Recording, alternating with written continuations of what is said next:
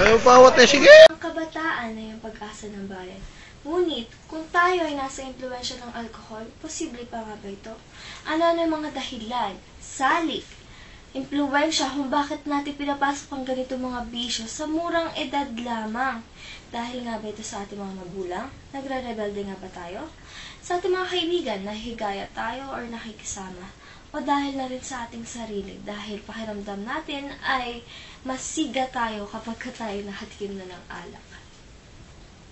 Bakit nga ba sa tuwing magbabasa tayo ng dyaryo sa umaga or manonood ng balita ay makikita natin ang mga masasamang pangyayari dahil sa pag-inom ng alak? May mga nagagahasa, may mga nag-aaway, may mga nagpapatayan. Pero ano nga ba ang mga magagandang naidudulot ng alak na ito?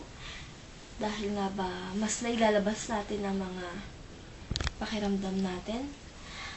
Ating tunghayan ang mga opinyon ng iba tungkol sa pag-inom ng alak at saka natin isipin kung ano nga ba ang epekto ng alak sa buhay ng mga tao. Ngayon, isa sa maraming kabataan na umiinom ng seven. Ako po si Jennifer Silaw, 21 taong gulang na nakatira sa Quezon Hills. Ilang taon ka nagsimulang uminom? Nagsimula akong uminom sa taong gulang na 14. Bakit 14? Sino yung mga naka-influensya sa'yo?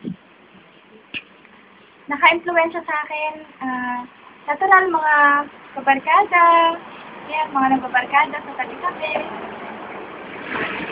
Anong sinabi ng mga magulang mo tungkol sa pag-inom mo ng bata ka pa? Wala naman silang nasabi. Kasi hindi ako legal eh. So, hindi naman sila alam. So, alaman kasi. So, anong say ng mga magulang mo sa pag-inom mo sa murang edad? Wala naman kasi hindi naman ako legal at hindi ko naman pinapahalata pag nakauwi na ako. So, ibig mong sabihin, hindi ka na naamoy o nahalata na kasi ka. Hindi naman kasi uwi sila gabi na, then pag uwi sila, tulog na kami. Anong epekto sa'yo ng alak? Paano ka tamaan? Epekto na alak? Nakakahilo siya, lalo nung una kong matikman. Ayun, mapait, nakakahilo talaga. Mapait, nakakahilo, pero bakit mo pa rin siya gustong inumin? Kasi nakakalimot siya ng problema ng panagritan lang. Pero nare-realize ko at now na hindi lang pala siya nakakaalis ng problema. Hindi pala nakakaalis ng problema, hindi nakakalimot lang. Ano pa mga problema ko? Ganun ba kalalim kaya kailangan mo iinom kasama yung mga kapagkala mo?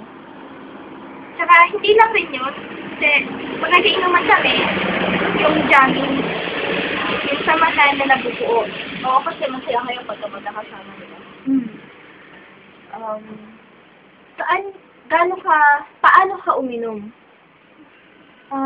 Uminom ako ng tama lang, yung hindi ako nalalasing, yung kaya ko pa yung sarili ko. Nakakontrol mo ba? Paano pagka hindi ko na-control? Nangyari na ba sa'yo no? Yung nalasing ka na,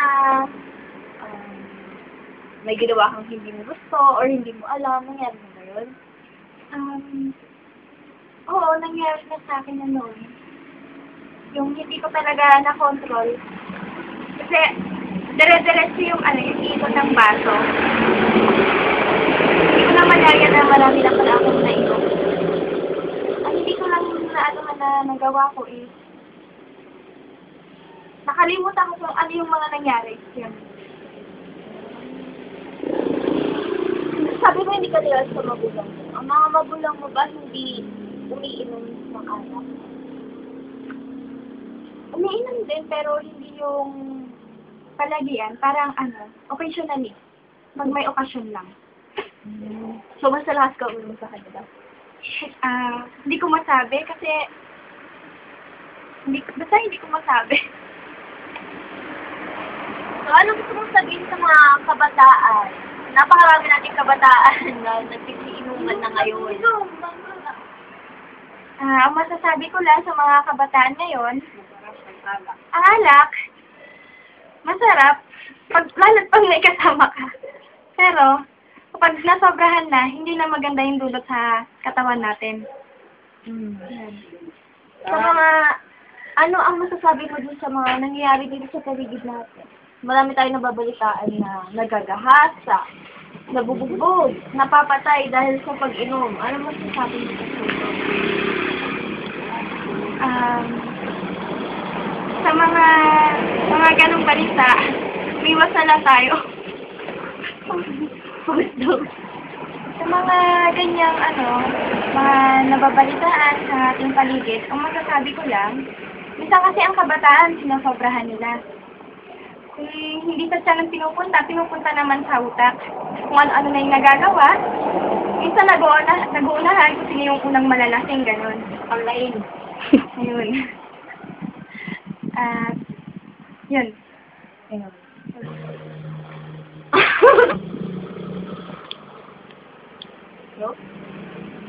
Maraming salamat, friend. At doon na nagtatapos ang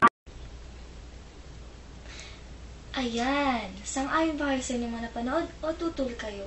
Kung ano man ang inyong mga opinion, sana ay makapagdulot ito ng mabuti sa inyong mga sarili.